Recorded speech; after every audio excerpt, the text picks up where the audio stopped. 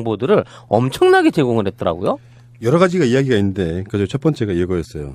장시호는 최순실이 전화기로 이렇게 버튼 누르잖아요. 그 순서를 기억해가지고 박근혜의 차명폰 뒷자리 4개 글자를 기억해내서 그렇죠. 그걸 토대로 통화를 500 몇 번인가? 570번 했다는 거로 밝혀낼 정도. 그렇죠. 정말 똑똑하지 않습니까? 왜 이 집안 내 나름 브레인이라고 그랬잖아요. 그리고 기억력도 굉장히 좋고 그리고 굉장히 살갑게 대하면서 수사에 아주 입에 혀처럼 정말 알토란 같은 정보를 쏙쏙 잘도 얘기를 해준다는 거죠. 근데 뭐 이 사람이 뭐 민주주의를 위해서 이러겠습니까? 자기도 이제 이 국면에서 살아나갈 이제 국리를 하느라 그런 것이고 사실 최순실로부터 받았던 개인적인 압박 같은 것이 있었다는 거죠. 그렇지. 둘이 경쟁 관계였던 것 같아. 뭔가 어느 면에서. 그럴 수 있지. 뭐 경쟁 싫은 이모. 내지는 싫은 이모. 자기를 뭐 이제 뭐 뺨을 때렸다라는 얘기도 있고 하는 등등. 그러니까 그 이모의 유세가 싫고 자기가 그거에 명령을 하달받는 위치에 놓이는 것이 싫었던 사람으로 원래 조폭 영화 뭐 느와르물에 보면 이렇게 누가 누구 등다리에 칼을 꽂는가라는 것을 보면 결국은 이렇게 그냥 별거 아니라고 생각했던 자기 꼬봉의 칼에 항상 등다리를 맞게 되잖아요. 비유가 너무 좋아. 그러니까 그런 거라고 생각이 드는데 참 이 사람은 재밌는 캐릭터이긴 한 것 같아요.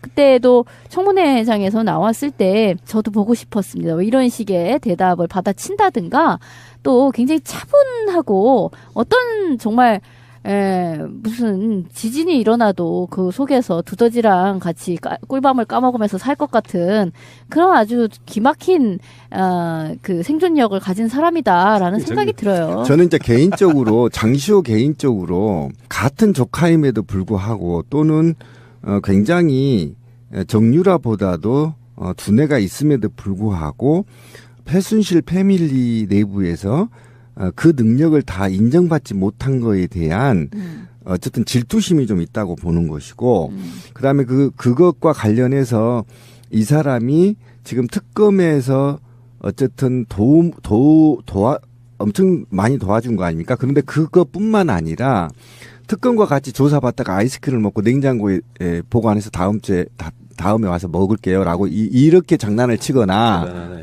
또는 이재용을 오다 가다 이제 특검 사무실 만나면 안녕하세요 인사도 이제 반긋하게 하고 회장님 안녕. 회장님 안녕. 이런 그러니까 거에 모른다고 말을 할 수가 없는 거잖아. 그렇지, 그렇게 얘기를 그렇지. 해버리면 얼마나 난감하겠어. 이재용 입장에서 왜 아는 척하지? 막 이럴 거 아니야. 그런 재미있는 캐릭터는 저는 지난 30여 년간 그들이 살아온 그 패밀리 내부에 살아서 변두리에 있었던 언저리에 있었던 어쨌든 회한에 대한 표출이다. 그리고 이후에 이들이 다 죽어줘 버리면 또는 종신형을 받게 되면 박근혜와 최순실 공동 지갑에 있는 수조 원대 그 돈을 누가 그나마 이 애가 살아남아서 슈킹할 가능성이 있다는 거죠. 예, 그런 전체적인 측면이 작용되지 않았느냐. 그런 저는 예상을 좀 해서 굉장히 캐릭터가 괜찮은 거죠. 맞아요. 왜냐면 얘는 굉장히 치밀한 인간인 거야. 왜냐면 안 알려주려고 했던 거 아니야. 직접적으로 번호를 안 알려주려고 했는데 번호를 투고 외운 거고 얘가 뽑아냈다는 서류나 이런 것들이 웬만한 집착이나 작정을 하지 않고는 심지어 들고 다니는 그 2천만 원짜리 가방 안에서 그 서류를 뺏어가지고 도찰을 한 것도 주변 사람들이 말리는데도 불구하고 그런 스파이 같은 짓을 하면서 이 언젠간 나이가 이게 크게 쓸 일 있을 거야라는 보험용으로 키핑을 해놓고 대비를 했다는 거야. 그러니까 얘는 야 언젠가 일 터진다. 터지면 나는 내 살 길 찾아야겠다는 각오가 이미 몇십 년 전부터 돼 있던 애라는 거지. 그러면 최순실 변호인단이나 그 박근혜 대리인단들이 고영태를 물고 늘어졌잖아요. 여기에 가능해. 우리 장시호가 최순실을 엮기 위해서 심지어 이거 있잖아. 최순실이 민정수석실에서 보낸 인사 파일을 검토하는 걸 봤다. 그거 인사 파일 내가 사진으로 찍어뒀다. 그래가지고 컴퓨터 복원해가지고 그걸 찾아내는 거예요. 그렇죠. 그러니까 장시호의 음모로 지금 박근혜 탄핵이 시작된 거라고 말할 수 있는 거야. 고영태보다 장시호가 너무 치밀해. 그래서 그 변희재가 장시호를 고발하겠다고 한 겁니다.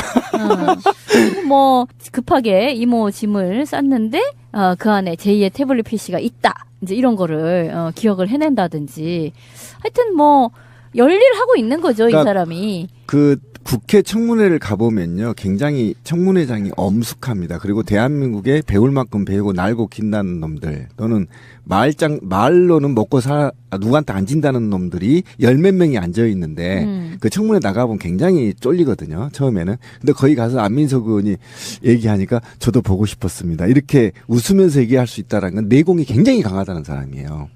굉장히 준비돼 있거든요. 쉽지 않은 인간인 거지, 사실. 오히려 내공이 강해서 준비됐다. 내가 얼마를 샀든 그 이후에는 내가 내 세상 한번 만들어 볼게.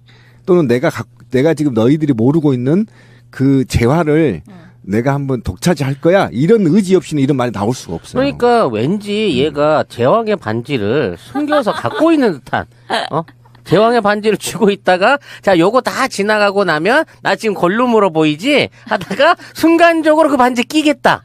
라는 어떤 그런 욕심이 있는 게 아닌가. 그래서 어떻게든 저쪽에다 다 몰아 넣어가지고, 제가 그냥 다 뒤집어 쓰고, 종신이 됐든 뭐든지 그냥 훅 가세요, 이모는. 그리고 저 삼성동 이모도 같이 가세요. 대신 나머지는 내가 잘 관리해드릴게. 응? 이런 거지. 근데 뒤에 그 의도는 일단 빼고 이야기해야 순수해 보이는데. 그러니까. 어떻게 걔를 순수하다고 볼 수가 있어. 아니 근데 모양새는 그런 느낌이잖아. 그렇죠. 한편이었던 자기 부하가 보스를 칼로 찌르면서 가십시오. 제가 제대로 보내드리겠습니다. 딱 그 느낌이라서 사실은 그 속에 들어있는 비수는 어떤 의도 때문인지는 모르지만 굉장히 무서운 건데 결론적으로 말하면 장시 없었으면 수사 못할 뻔했다. 그렇죠. 그러니까 웃선을 담글 때 목적이 뭐 있어? 내가 1인자 되는 거지. 이렇게 적극적인 피의자는요, 법정에서 고려가 됩니다. 그래서 굉장히 형량이 짧아요. 근데 뭐 원래 폴리 바기에닝이라고 하잖아요. 그 제도는 우리나라에는 없는데 그래도 어쨌든 참작은 되지. 예, 이 수사에 적극적으로 이렇게 협조를 한 사람은 좀 약간 매우 죄를 반성하고 있다. 검찰이 공소장에서부터 봐주는 듯한 뉘앙스로 이야기를 그렇죠. 하죠. 그럼요. 예, 좀 네. 까줄 수 있는 거지 사실. 어쨌든 그런데 이 사람은 처음에는 이 사람이 수감 생활을 너무 잘한다는 거야. 체질이네. 교도관에게도 언니 그러면서 살갑게 대하고 특검 수사 받으면서도 그러니까 뭐 우울해하지를 않는다. 그래서 참 정말 대단한 정신 세계를 가졌구나라고 생각을 했는데 그게 아니라 이 사람은 이것을 인생 최대의 기회라고 생각을 하는 것 같아요. 제가 봐도 기회죠. 그렇잖아요. 다 연루된 지금 13명인데 이후에 나만 살아남을 겸. 이후에 특검법이나 기타 법이 또 박근혜가 구속이 될 경우에는 사실상 그 패밀리에서 맹주로 자리 잡을 수 있고 또 구속된 자들이 그래 너라도 내가 잡고 우리 정유라를 좀 보필해야 되겠다. 그러면 이제 어느 정도 쇼부가 들어오겠죠. 그렇게 되면 정유라 좀 봐달라. 뭐 이렇게 이제 쇼부가 들어가기 때문에 어차피 자기가 그 위치를 차지하기 위한 중원을 차지하기 위한 교두부를 확보하고 있다 이렇게 보면 되는 겁니다. 그러니까 느와르모를 만들려면 이제 장시호를 주인공으로 느와르모를 그렇지, 하나 그렇지. 만들어야 되는 거야. 그리고 캐릭터가 그동안에 그렇게 특혜를 누리면서 산 아이치고는 굉장히 긍정적이고 또 적응력도 빠르고 적응력도 강한 이유는 내면에 뭔가 꿈이 있어야 그런 희망이 있어야 그런 게 나오거든요. 네. 근데 내가 빵간에서 어떻게 밥을 처먹고 살지 몇 년일까? 10년 살까 5년 살까 이러고 있으면 우울해서 그렇게 될 수가 없어요. 그렇죠. 유치장에 며칠만 있어도 답답한데. 그렇지. 자존감이 막 무너지고. 그럼요. 굉장히 이럴 화장실도 텐데. 이 목까지 다 보이는 데 쌓아야 되고 이런 상황에서 이렇게 즐거울 수가 없거든요. 난 꿈이 있다고. 그래서 그 꿈을 향해 지금 고통을 감내하는 거다. 그렇죠. 이렇게 보시면 되는 거죠. 근데 어쨌든 장시호 때문에 굉장히 특검이 탄력을 받았고 굉장히 저는 괜찮은 캐릭터다. 변희재 고소고발과 관련해서 잘 극복하길 오히려. 근데 아무튼 변희재한테도 이렇게 고발을 당할 정도로 얘가 여기 열심히 하고 있다고 치면 이 사람이 특검을 지나고 나서 이제 본격적인 검찰 수사로 들어갔을 때 특검 안에서는 아무래도 이제 전체적인 큰 틀을 밟아내다 보니까 이제 뭐 대가성이라든지 그동안 이제 권력을 활용해가지고 어떤 사업들을 했는가 쪽에 이게 잡혀져 가고 있지만 세세하게 이제 내부적인 재산 관계라든지 형성 관계를 털 때 되면 아직도 활용도는 정말 무궁무진한 사람이 아니냐 싶은 생각이 드는 거예요. 지금 우리 특검이 사실상 증거물이라고 해갖고 확보한 거는 그 태블릿 PC 2개 말고는 우리 사초실록하고 안 보자고 하네. 사초실록하고 태블릿 PC 2개 말고는 별다른 물리적 증거가 없어요. 제일 맛깔스러운 증거는 청와대 서버는 지금 건드려보지도 못하고 있잖아. 그러니까 그런 입장에서 앞으로 어떤 수사를 펼쳐나가는 데 있어서도 결국은 장시호를 비롯한 이런 그 주변에 용기 있는 변절자들의 증언이 필요하다는 거지. 그리고 장시호처럼 최순실 주변에서 어떠한 형태로든 이거 나중에 내가 뒷감당 못하지 않을까 싶어가지고 녹음을 떠났다든지, 몰래 몰카를 찍어놨다든지 이런 유의 그 증거들이 정말 정권만 잘 바뀌고 수사 유지만 있으면 얼마든지 도출될 수 있지 않을까 싶은 상황, 그런 느낌에서 앞으로의 탄핵 국면하고 정치적인 우리가 생각하는 그 순차적인 정권 교체만 이루어진다고 하면 정말 40년 됐다는 최태민과 박씨 가문에 있는 그 밀월 갈개를 탈탈 털어내는 그날을 한번 보게 되지 않을까 하는 기대를 갖게 되는 거죠. 이런 현상에서 어쨌든 최순실이 그러면 장시호 네가 갖고 있는 재산 나한테 다 돌려놔. 이제 이 정도로 이제 쇼를 하는 건데 저는 혹시 이것도 하나의 큰 드라마, 플랜이 아닌가라는 생각이 들어요. 그러니까 누군가는 이 일을 같이 가담했던 사람들이 이후에 뒤처리를 해야 되는데 그 뒤처리를 할 사람이 멍청한 박근혜보다는 장시호가 훨씬 효과적일 거라고 봤을 수도 있어요. 예를 들면 장시호가 정치인들과 특검과 관계자들, 대기업들과 이런 우호적인 인상을 남김으로 인해서 사전에 출소해서 로비리스트로 활동할 수도 있고요. 구속자들 석방시키는 로비리스트로 할 수도 있고 또 정치인들한테 우호적인 걸 통해서 사면 역할을 할 수도 있고 이후에 이 최순실 패밀리 부패 세력들이 연루된 사람들 중에 한두 명 정도는 국민적인 굉장히 분노를 상쇄시키는 사람의 캐릭터를 하나 만들어서 이들이 이후에 뒤처리를 할 수 있는 여지를 남겨놓는 것 또는 그런 사람으로 최순실과 박근혜 패밀리에서 사명을 맡을 수도 있었어요. 사실 있을 수 있어요. 그런 측면에서 왜 그러냐면 이 패밀리가 1, 2년 되는 패밀리가 아니고요. 굉장히 오래된 패밀리이기 때문에 그들이 패밀리를 구성할 수 있는 철학과 돈과 이념이 있단 말이에요. 그들만의. 그리고 돈이 1, 20조가 아니잖아요. 이런 엄청난 뒤처리를 그러면 누구한테 할 거냐? 박지만한테 할 거냐? 그럼 제3의 인물한 할 수가 없는 거잖아요. 완전하게 범죄를 같이 저지른 사람 중에 한 명을 이미지를 순화시켜서 남겨놓은 상태에서 뒤처리를 하게끔 할 수 있는 역할 분담일 수도 있다.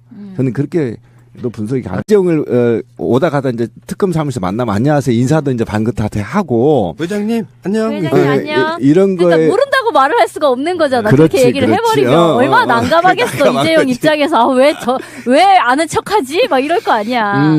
그런 재미있는 캐릭터는 저는 지난 30여 년간 그들이 살아온 그 패밀리 내부에 살아서 변두리에 있었던 언저리에 있었던 어쨌든 회한에 대한 표출이다. 그리고 이후에 이들이 다 죽어줘 버리면 또는 종신형을 받게 되면 박근혜와 최순실 공동 지갑에 있는 수조 원대 그 돈을 누가 그나마 이해가 살아남아서 슈킹할 가능성이 있다는 거죠. 예, 그런 전체적인 측면이 작용되지 않았느냐.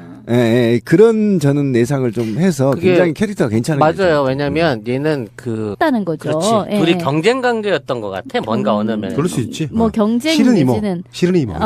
자기를 뺨을 때렸다라는 얘기도 있고 하는 등등. 그러니까 그 이모의 유세가 싫고 자기가 그거에 명령을 하달받는 위치에 놓이는 것이 싫었던 사람으로 원래 조폭 영화 느와르물에 보면 이렇게 누가 누구 등다리에 칼을 꽂는가라는 것을 보면 결국은 이렇게 그냥 별거 아니라고 생각했던 자기 꼬봉의 칼에 항상 등다리를 맞게 되잖아요. 비유가 너무 좋아. 그러니까 그런 거라고 생각이 드는데 참 이 사람은 재밌는 캐릭터이긴 한 것 같아요. 그때도 청문회장에서 나왔을 때 저도 보고 싶었습니다. 이런 식의 대답을 받아친다든가 또 굉장히 차분하고 어떤 정말 무슨 지진이 정보들을 엄청나게 제공을 했더라고요. 여러 가지가 이야기가 있는데 그저 첫 번째가 이거였어요.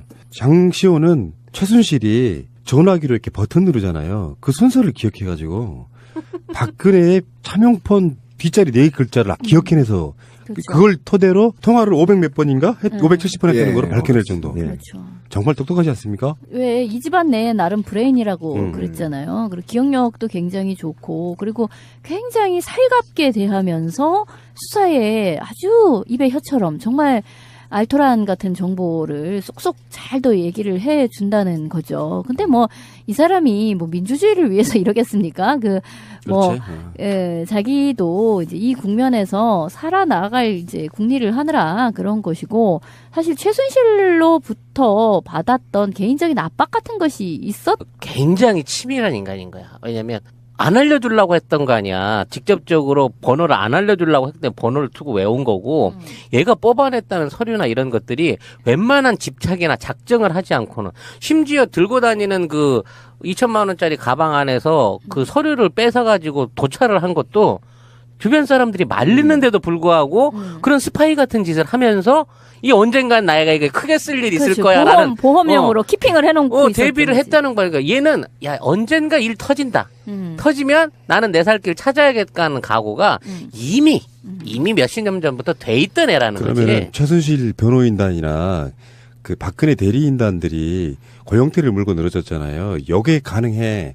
우리 장시호가 최순실을 엮기 위해서 심지어 이거 있잖아. 최순실이 민정수 일어나도 그 속에서 두더지랑 같이 꿀밤을 까먹으면서 살 것 같은 그런 아주 기막힌 그 생존력을 가진 사람이다라는 생각이 들어요. 저는 이제 개인적으로 장시호 개인적으로 같은 조카임에도 불구하고 또는 굉장히 정유라보다도 두뇌가 있음에도 불구하고 최순실 패밀리 내부에서 그 능력을 다 인정받지 못한 거에 대한 어쨌든 질투심이 좀 있다고 보는 것이고 그다음에 그것과 관련해서 이 사람이 지금 특검에서 어쨌든 엄청 많이 도와준 거 아닙니까? 그런데 그것뿐만 아니라 특검과 같이 조사받다가 아이스크림을 먹고 냉장고에 보관해서 다음에 와서 먹을게요라고 이렇게 장난을 치거나 또는